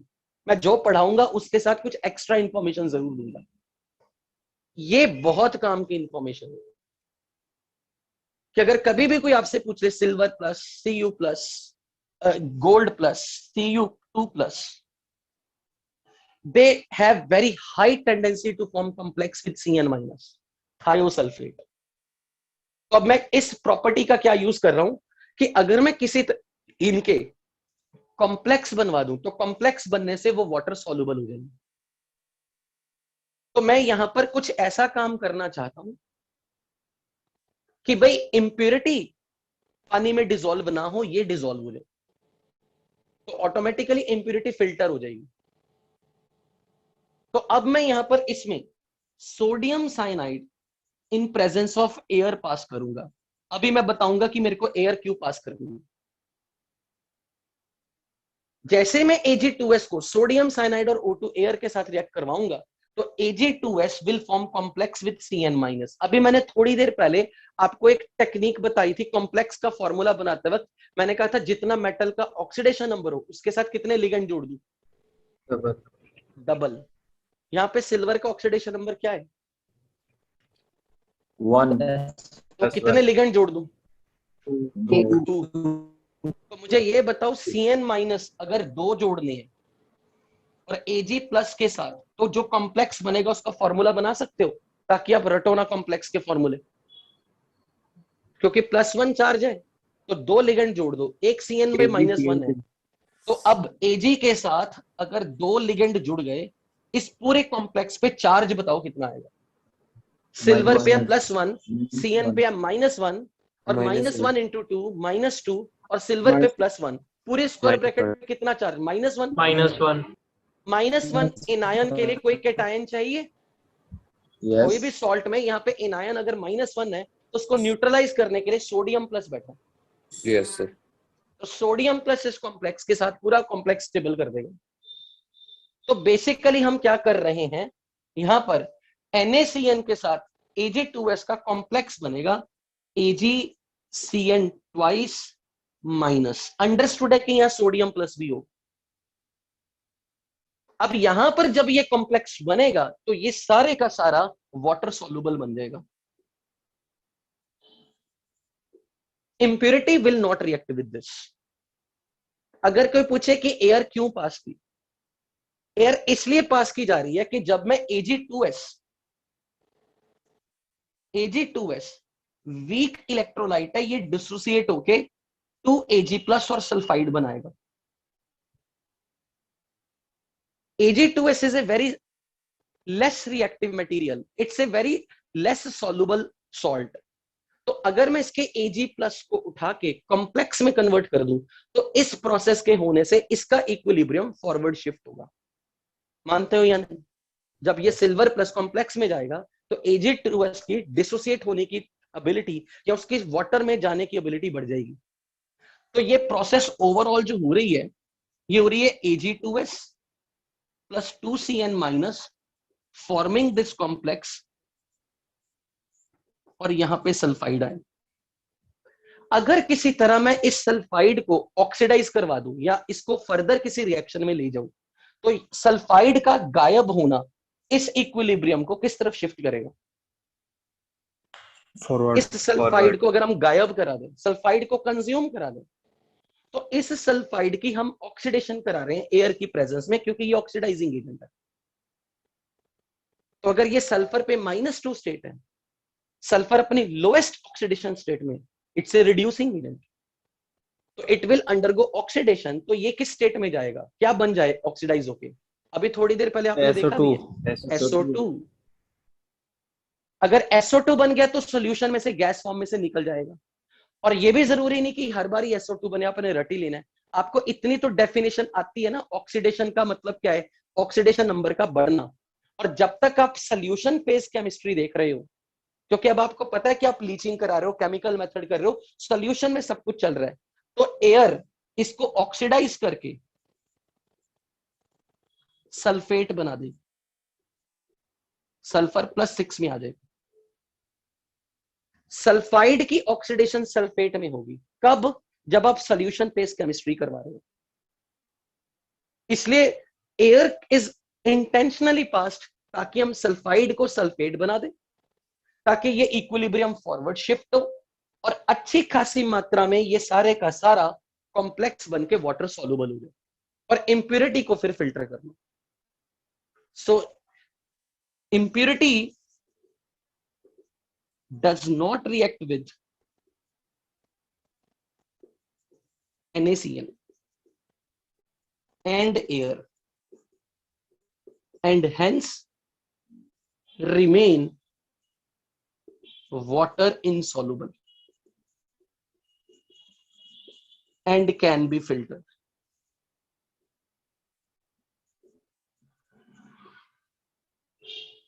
पर हमें तो सिल्वर चाहिए, मुझे AgCN ट्वाइस नेगेटिव नहीं चाहिए, मुझे सिल्वर चाहिए। तो अब मेरा अगला स्टेप होगा कि मुझे ये सिल्वर वापस सिल्वर फॉर्म में चाहिए, जैसे मैं इसे कॉपर फॉर्म में लाया था। तो अब मैं इसके लिए क्या करूंगा? सिंपल इलेक्ट्रोकेमिस्ट्री का प्रिंसिपल यूज करूंगा। कोई ऐसी मेटल जो सिल्वर को डिस्प्लेस कर दे, कोई रिएक्टिव मेटल ले लो इलेक्ट्रोकेमिकल सीरीज में। For this, we react it with zinc. तो जिंक के साथ जब मैं इसको रिएक्ट करूंगा, जिंक का कोई भी सॉल्ट ले लूं, जिंक विल डिस्प्लेस सिल्वर। सो मैं करूंगा क्या? अगर मैंने इसे जिंक के साथ रिएक्ट करवा दिया, because I know that position of zinc in electrochemical series is above to the silver. तो जिंक की क्या होगी? ऑक्सीडेशन या रिडक्शन? ऑक्सीडेशन। अच्छा, जिंक की ऑक्सीडेशन होके क्या बनाएगा? जिंक जब ऑक्सीडाइज होता है कितने इलेक्ट्रॉन लूज करेगा? 2 इलेक्ट्रॉन, और जिंक 2+। तो इसके छोड़े हुए इलेक्ट्रॉन कौन गेन करेगा? जिसकी रिडक्शन होगी। यहाँ पर सिल्वर की ऑक्सीडेशन नंबर क्या है? सिल्वर की Ag+, Ag+ इलेक्ट्रॉन गेन करके बनाएगा सिल्वर। तो अगर आपको ये बैलेंसिंग करनी हो तो आपको यहाँ पर 2 से मल्टीप्लाई करना पड़ेगा, यानी कि आपको इसका कोफिशिएंट 2 रखना पड़ेगा, क्योंकि रिएक्शन जब लिख रहे हो तो बैलेंस करके दिखाना है। तो यहाँ पर 2 कोफिशिएंट लगाओगे ताकि आप ये दिखा सको कि सिल्वर प्लस अब सिल्वर बन के आ रहा है।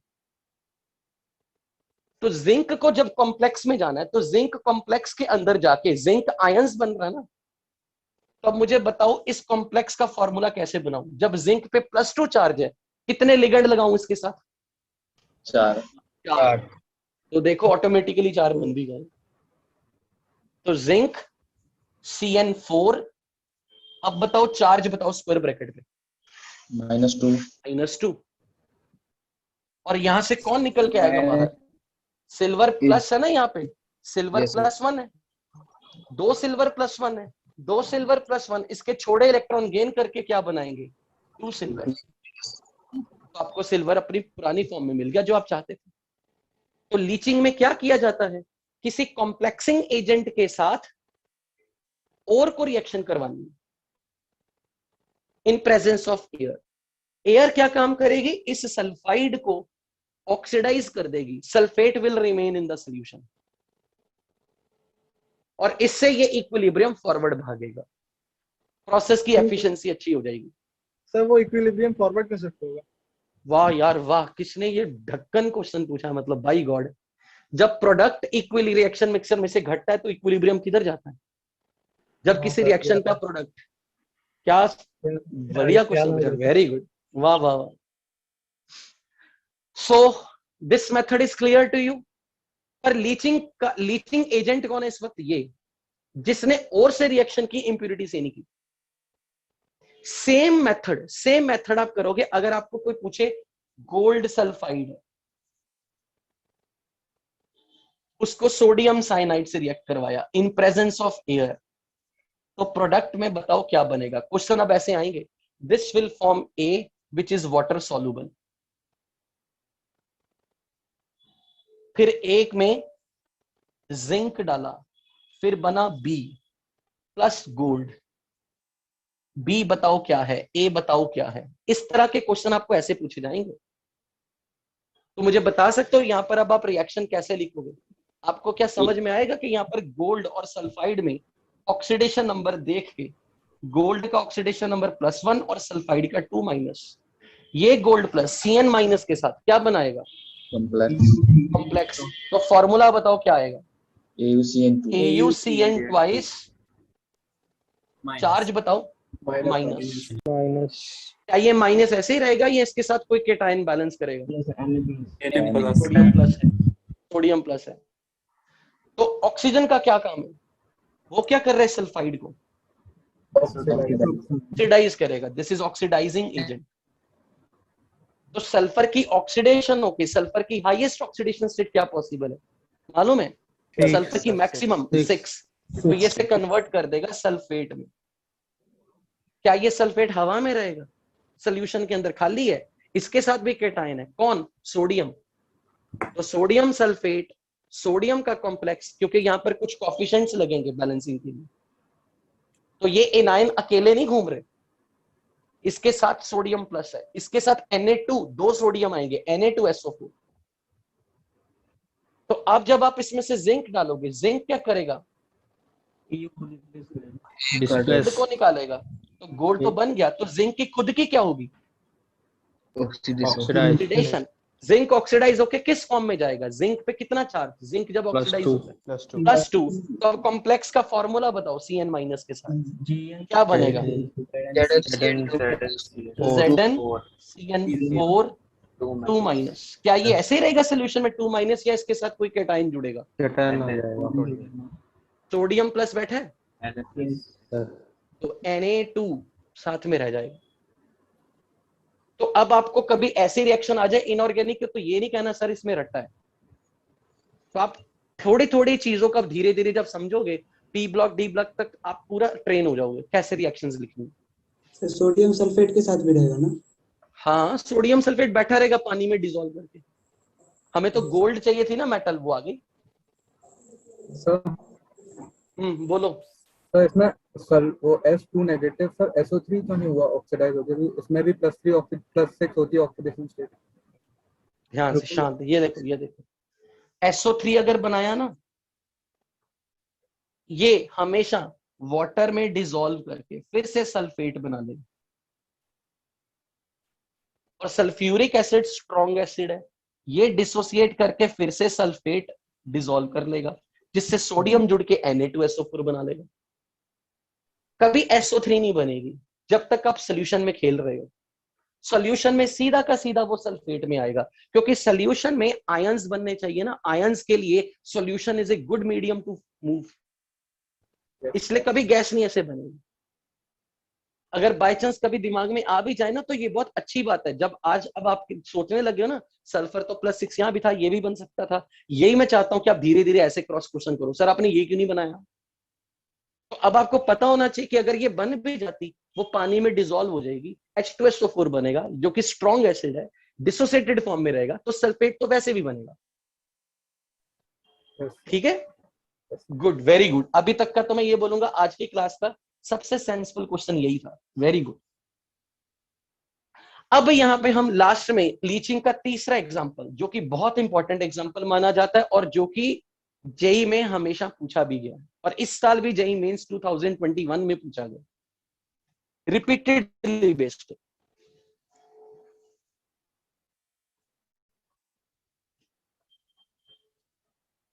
Leaching method is also used in purification of bauxite ore.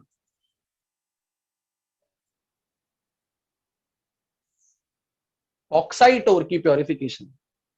Bauxite ओर का फॉर्मूला किसी को याद है या भूल गए? Al2O3. Is it a pure compound? Is it a pure compound? No, sir. No. It's a mixture of diaspar and gibbsite in 1:1 ratio. तो ये बॉक्साइट है। बॉक्साइट दो तरह का होता है, रेड बॉक्साइट, व्हाइट बॉक्साइट। आने वाले टाइम में एल्यूमिनियम की एक्सट्रैक्शन जब आएगी ना, तब आप सीखोगे भी। अभी फिलहाल मैं आपको बता रहा हूं कि बॉक्साइट की क्लीनिंग में कैसे यूज करते हैं, पर्टिकुलरली जब रेड बॉक्साइट। रेड बॉक्साइट का नाम रेड क्यों है? क्योंकि इसके साथ इंप्यूरिटी की फॉर्म में आयरन का ऑक्साइड है, और मैंने आपको कुछ दिन पहले रस्टिंग ऑफ आयरन में कुछ पढ़ाया था कि आयरन जब कौन सी ऑक्सीडेशन स्टेट में तो उसका कौन सा कलर होता है, एप्पल की एग्जांपल देके बताया था। Yes sir. याद है? फेरिक, यहाँ पे आयरन +3 स्टेट में है, तो +3 स्टेट में iron looks which colour? Brown. इसीलिए वो रेड बॉक्साइड का नाम। अब वो एप्पल की स्टोरी ऐसे आप दिमाग में रखोगे तो आपको चीजें याद रहेंगी। इसीलिए जब मैं कुछ पढ़ाऊंगा तो मैं आपको हमेशा डेली लाइफ का कुछ ना कुछ बता दूंगा, ताकि उससे आपको चीजों को दिमाग में रखने की एबिलिटी बढ़ जाएगी। लगेगा इतना भी मुश्किल नहीं है इनऑर्गेनिक, जितना लोग बना देते कि रटो रटो रटो, बिना भी थोड़ा थोड़ा सा समझ के हम आंसर तक तो पहुंच ही जाएंगे। इसके अंदर ये इम्प्यूरिटी है जिसके कारण इसका नाम रेड है। रेड बॉक्साइड इसका कलर आता है। साथ में इसकी इम्प्यूरिटी है टाइटेनियम ऑक्साइड और रेत। जब भी मैं सिलिका लिखूं आपको समझ आना चाहिए सर रेत की बात कर रहे हैं। So these are impurity. अब मैं यहां पर इसे समझाने से पहले आपको 11th क्लास का कॉन्सेप्ट रिवाइज कराने लगा। आई डोंट नो जब आपने कभी, आप में से जिसने भी इनऑर्गेनिक कभी पढ़ी हो, पीरियोडिक प्रॉपर्टीज अगर पढ़ा हो, तब मैंने आपको लाइफ में कभी ये राइम दी थी,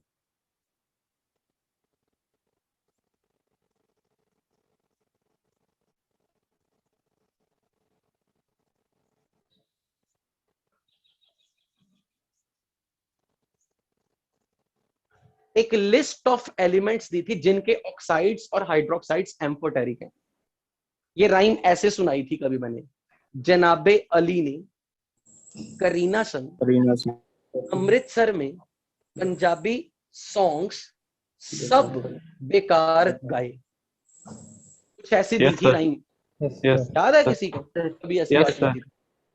भले मेरा सीक्वेंस अलग है पर एक्चुअली में मैंने ये राइम ऐसे दी थी, जनाबे अली ने करीना संग अमृतसर में पब में मन से सब पंजाबी सॉन्ग्स बेकार गाए। और ये राइम आपको पता नहीं कितने चैप्टर में यूज होगी। जब कभी आप एस ब्लॉक के मेरे लेक्चर देखोगे यूट्यूब से, उसमें भी मैंने ये रिवाइज करवाया। जनाबे zinc Ali chromium Amritsar arsenic pub lead मन मैंगनीज सब antimony Sb Punjabi pub Pb songs tin बेकार बेरिलियम गा गैलियम। इनके ऑक्साइड्स या हाइड्रोक्साइड किसी पर्टिकुलर ऑक्सीडेशन स्टेट में एम्फोटेरिक हैं। जैसे कोई एलिमेंट है वो अपने more than one oxidation state दिखाता है, तो ऐसे नहीं कि क्रोमियम के सारे ऑक्साइड्स ही एम्फोटेरिक, पर्टिकुलर ऑक्सीडेशन स्टेट में वो एम्फोटेरिक है। मैंगनीज के सारे ऑक्साइड्स एम्फोटेरिक नहीं है, पर्टिकुलर ऑक्सीडेशन स्टेट से ज्यादा होने पर वो उसमें एम्फोटेरिक नेचर आती है। बट कई बार आपको सिंपल 4 ऑप्शन में सीधा सीधा क्वेश्चन पूछा होता है, बताओ इनमें से कौन से एलिमेंट के ऑक्साइड्स एम्फोटेरिक हैं। तो आपको इस लिस्ट को देख के थोड़ा बहुत आइडिया याद रखने में हेल्प हो जाएगी। तो अब इस लिस्ट में जितना आपने देखा ना, मुझे चेक करके बताओ यहां पर कोई ऐसा है जो एम्फोटेरिक ऑक्साइड है? उस पूरी लिस्ट को बताओ। एल्यूमिनियम। तो अब मैं इसी पर प्रॉपर्टी को यूज करने वाला हूं कि ये एम्फोटेरिक है नेचर में, ये एम्फोटेरिक नहीं है। अब सिलिकॉन मेटल है या नॉन मेटल, बता सकते हो? सिलिकॉन किस फैमिली में है पीरियोडिक टेबल में? कार्बन फैमिली में। Carbon silicon germanium tin lead. तो कार्बन कौन है, मेटल नॉन मेटल? नॉन। तो कार्बन वाली फैमिली में सिलिकॉन क्या है, मेटल नॉन मेटल? मेटलॉइड। तो non metal oxides are acidic. Non metal oxides are acidic in nature. Titanium iron are metal, metal oxides are basic in nature. Metal oxides are basic, non-metal oxides are acidic. This is amphoteric. तो लेकिन silicon तो metalloid है। Very good, किसी ने ये सही बोला कि सिलिकॉन मेटलॉइड है। सिलिकॉन मेटेलॉइड है, पर सिलिकॉन के कंपाउंड्स एसिडिक नेचर के हैं, क्योंकि सिलिकॉन एक ही ऑक्सीडेशन स्टेट दिखाता है +4। और जब भी किसी एलिमेंट की एबिलिटी हाई ऑक्सीडेशन नंबर दिखाने की होगी, more is the oxidation number, more is the acidic nature. Periodic table के लास्ट लेक्चर में ऑक्साइड्स हाइड्रोक्साइड के एसिडिक बेसिक नेचर को डिसाइड करने के लिए ये रूल सिखाया गया था, more is the positive oxidation number, more is the acidic nature. और जब भी किसी कंपाउंड की एक ही ऑक्सीडेशन स्टेट हो, और खासकर वो ऑक्सीडेशन स्टेट 3 या 3 से ज्यादा हो, तो वो उस कंपाउंड को एसिडिक बना देती है। आप इसको हमेशा इसी तरीके, और वैसे भी जब आपने कहा ना कि ये मेटलॉइड है, तो अगर कोई मेटलॉइड है तो इसका मतलब उसमें मेटल नॉन मेटल दोनों कैरेक्टर है। पर ये नहीं कभी हमने कभी आपको बोला कि जितना उसमें मेटेलिक कैरेक्टर है उतना ही नॉन मेटेलिक है, 50-50%, ऐसा नहीं। किसी मेटलॉइड में दोनों कैरेक्टर हो गए, पर डोमिनेटिंगली कौन सा कैरेक्टर है वो डिसाइड करेगा रफली उसकी पोजीशन पीरियोडिक टेबल में। सिलिकॉन एक्सट्रीम राइट में पीरियोडिक टेबल में, पी ब्लॉक में, on the right hand side.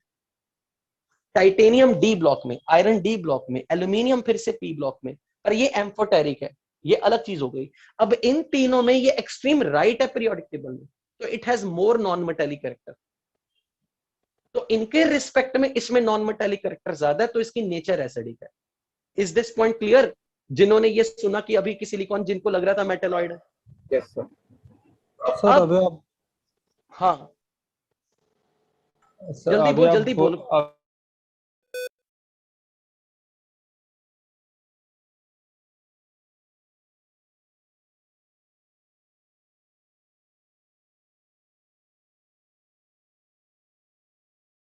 मुझे ये लग रहा है कि इसमें +3 आ गया, तो ये तो सर आपने अभी 3 या 3 से ज्यादा, ये तो एसिडिक होना चाहिए।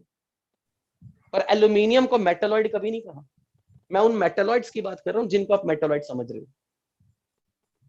पता चला तुझे? जल्दी बता। Yes sir. अब मैं इस पूरे मिक्सचर को सोडियम हाइड्रोक्साइड के कंसंट्रेटेड सॉल्यूशन में हीट करूंगा, क्योंकि अब मैं किस प्रॉपर्टी को यूज करने लगा हूं, ध्यान से देखो। This is metal oxides. They are basic in nature. They will not be soluble in base. Non-metal oxide acidic. This is amphoteric. Amphoteric can react with acid and base both. This is being acidic, it can react with only base. This is metal oxide basic, this will not react with this.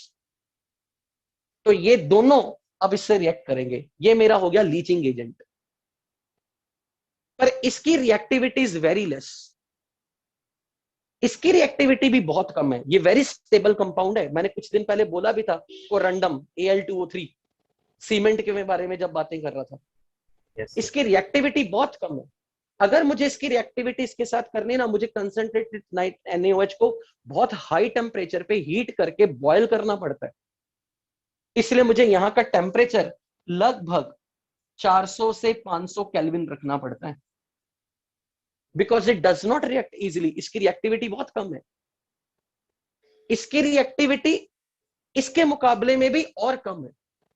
ये dissolve भले ही होगा पर बहुत थोड़ा बहुत मात्रा में। ये अब एफिशिएंटली हमें डिसॉल्व करवाना है, क्योंकि हमें इसकी प्योरिफिकेशन करनी है। सो कंसंट्रेटेड NaOH लिया जाता है 400 से 500 केल्विन पे। पर 400 से 500 केल्विन टेम्परेचर को अगर आप सेल्सियस में देखोगे तो वो 100 डिग्री से ज्यादा है। 100 डिग्री 373 केल्विन है। इसमें अगर आपने सोल्यूशन में पानी लिया, पानी तो उड़ जाएगा, पानी तो बचेगा ही नहीं। इसलिए पानी को बॉयल नहीं होने देना। इसलिए मैं liquid in colligative property use कर रहा हूं।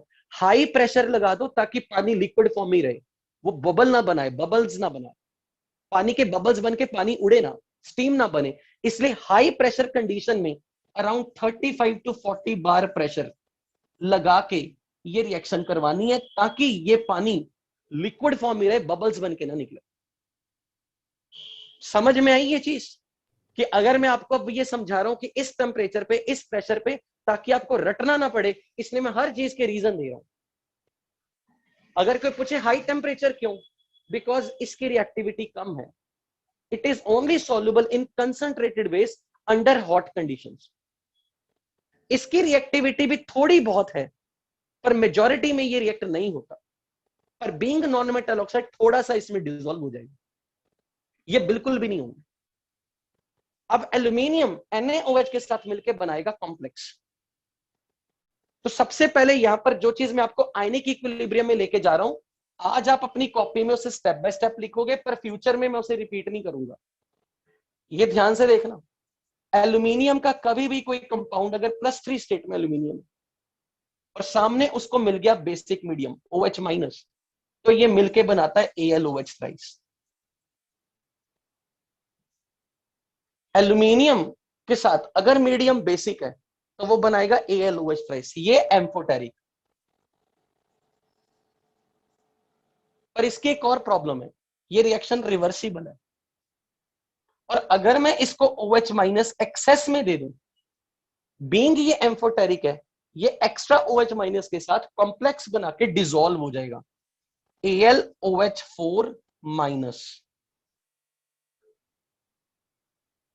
एल्यूमिनियम की ये जो केमिस्ट्री है ये आपको कभी नहीं भूलनी, ये बेसिक बहुत बहुत इंपॉर्टेंट बेसिक है, जो आपको सच बताऊं तो अपने 9-10 के भाई बहनों को भी सिखानी चाहिए, क्योंकि ये 9-10 में सिखाई जाती है कि एल्यूमिनियम आयन OH- के साथ मिलके AlOH थ्राइस के प्रेसिपिटेट्स बनाता है, जो कि एम्फोटेरिक नेचर के हैं, जो बेसिक मीडियम करने पर कॉम्प्लेक्स बना देते हैं और ये प्रेसिपिटेट डिसॉल्व हो जाता है। अब यहां पर हम ये एक प्रॉपर्टी यूज करेंगे, ध्यान से देखना। अगर मुझे इस रिएक्शन को बैकवर्ड लेके जाना है तो OH- की कंसेंट्रेशन ज्यादा करूं या कम करूं? मैं चाहता हूं कि ये रिएक्शन बैकवर्ड जाए, कम कर। तो OH- की कंसेंट्रेशन कम करने से ये रिएक्शन बैकवर्ड जाएगी, और अगर OH- एक्सेस में कर दूं तो ये इसमें आ जाएगा, यानी कि ये इसमें डिसॉल्व हो जाएगा, और अगर मैंने OH- एक्सेस में कर दिया तो ये वापस इसमें कन्वर्ट होगा। तो ये अब मैं केमिस्ट्री यूज करने वाला हूं। तो मैं यहां पर अब ये देखूंगा कि जब मैंने सोडियम हाइड्रोक्साइड एक्सेस में किया तो मैं OH- डाल रहा हूं, तो ये एल्यूमिनियम जो यहां +3 स्टेट में है, it will make complex to form AlOH4-। Aluminium 3+, medium basic, OH- आ रहा है, ये कॉम्प्लेक्स बनाएगा। अब ये कॉम्प्लेक्स बन के आपने इसको डिसॉल्व कर दिया। मुझे ये बताओ, क्या ये नेगेटिव ऐसे ही रहेगा हवा में, किसके साथ कुछ और चाहिए? कोई होगा? कौन है कैटायन? सोडियम+। सोडियम। ये कॉम्प्लेक्स ऐसे बन गया। किताबों में ध्यान से समझना, आप रट्टा नहीं मारोगे, आप इसे किताबों में ऐसे लिखा देखा लिखोगे, NaAlO2 प्लस वाटर। क्यों? क्योंकि ये देखो Al के साथ 4 OH है यहां पे, अगर मैं इनमें से वाटर निकाल दूं H2O, बताओ अंदर क्या बचेगा? एक एल्यूमिनियम 2 ऑक्सीजन, तो यही है ना, एक एल्यूमिनियम 2 ऑक्सीजन और बाहर सोडियम। बोलो। Yes sir, yes sir. तो आप इसे ऐसे लिखो या ऐसे लिखो, ये एक ही चीज है। आप ऐसे लिखो या ऐसे लिखो, ये एक ही चीज है। तो इसे सोडियम अल्यूमिनेट कहते हैं, या आप सीधा बोल दो सोडियम का एल्यूमिनियम और हाइड्रोक्साइड के साथ कॉम्प्लेक्स, ये डिसॉल्व हो जाएगा, it is soluble, it will not dissolve. Sir plus की जगह डॉट लगाएंगे ना? क्या आएगा? प्लस की जगह .2H2 होना। नहीं नहीं नहीं, वाटर बाहर निकल रहा है इसके, प्लस क्यों? प्लस ही तो लगेगा, पानी निकला इसमें से, इस कॉम्प्लेक्स में से पानी निकल गया। ये वाटर ऑफ क्रिस्टलाइजेशन वाला सॉल्ट नहीं है। अब लास्ट में जब आपके पास ये कॉम्प्लेक्स बन गया, थोड़ा बहुत सिलिकॉन ऑक्साइड भी NaOH में डिसॉल्व होता है, तो सिलिकॉन सोडियम हाइड्रोक्साइड के साथ मिलकर बनाता है Na2SiO3, sodium silicate plus water. इसे याद रखने की जरूरत नहीं है, बस आपको पता होना चाहिए कि सिलिका कुछ हद तक सिलिकेट बना के डिसॉल्व होता है, पर कुछ हद तक, सारा नहीं, क्योंकि इसकी सॉल्युबिलिटी बहुत कम है, इसकी रिएक्टिविटी बहुत कम है। अब मैं फिल्टर जब करूंगा, फिल्टर करके इनको निकाल लूंगा, ये फिल्टर करके मैंने इसे निकाल लेना। अब मेरे सोल्यूशन में ये दो ही चीजें, थोड़ा बहुत ये फिल्टर हो चुका है काफी मात्रा में, जो रिएक्ट नहीं हुआ था, ये सोल्यूशन में बैठा है, ये सोल्यूशन में बैठा है। अब मुझे ये वापस चाहिए इस फॉर्म में। तो अब मैं क्या काम करूंगा, अभी टाइम हो रहा है, बस मैं इसको लास्ट में खत्म कर रहा हूं 1 मिनट में।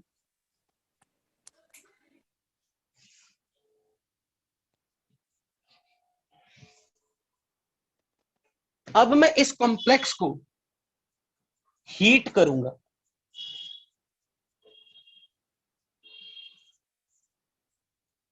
सॉरी, इसमें से इसे मैं मीडियम रखूंगा अब एसिडिक। क्यों एसिडिक? क्योंकि अब ये H+ इस OH- को कंज्यूम करेगा, NaOH बना देगा और साथ में AlOH थ्राइस बन जाएगा। मैं मीडियम को एसिडिक करके H+ OH- से मिलके H+ और OH- निकाल के water, sodium ion and AlOH thrice will remain. ये रिएक्शन समझ में लगी या नहीं? मैं मीडियम में एसिड डालूंगा, एसिड OH- कंज्यूम करेगा, वाटर बनाएगा, तो AlOH thrice is regenerated back. अब इस AlOH थ्राइस को हीट करना है हाई टेम्परेचर पे, वेरी हाई टेम्परेचर पे। तो मुझे ये बताओ, जब AlOH थ्राइस हीट करोगे आप, 2 AlOH थ्राइस ले लो, इनको हीट करोगे तो वाटर निकाल दो यहां से सारे, चेक करो आपके पास क्या मिलेगा। Al2O3, बट ऑलरेडी पानी बना हुआ है ना साथ में, तो .X वाटर फिर से आपकी और जनरेट हो जाएगी। यहां पर जब आपने इसको हीट करना है, वो heat it in the limited supply of air, हम इसकी कैल्सिनेशन करवाते हैं। ये नाम शायद 9th-10th में सुना भी हो, कैल्सिनेशन। तो AlOH थ्राइस से Al2O3 कब बनेगा? जब आप इसे हीट करोगे। तो हमने क्या किया, इस कॉम्प्लेक्स को मीडियम एसिडिक करके AlOH थ्राइस वापस लेके आए। AlOH थ्राइस को जब हम हीट करेंगे तो Al2O3 वापस रीजनरेट हो जाएगा। अब अगर कोई पूछे कि मीडियम एसिडिक करना है, तो आप क्या एसिड डालोगे? नहीं, वही पास कार्बन डाइऑक्साइड। क्यों? कोई रीजन बता सकते हो क्यों कार्बन डाइऑक्साइड सोल्यूशन में पास करे? कार्बन डाइऑक्साइड भी एसिडिक होता है। So we can also acidify the solution by passing CO2 gas in the solution, because CO2 also react with water to form what? H2CO3, और H2CO3 is a source of H+. Sir अब छोड़ दीजिए, PA1 से 4 में है आपकी class.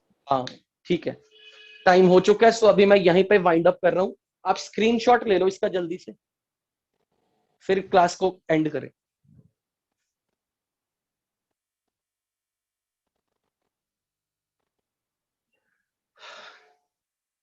So finally I am going to close this meeting. Next class में आपको इस टॉपिक से रिलेटेड कोई और डाउट होगा तो नेक्स्ट क्लास की बिगिनिंग में मेरे से ले लेना डाउट्स। ओके बच्चों, थैंक यू सो मच।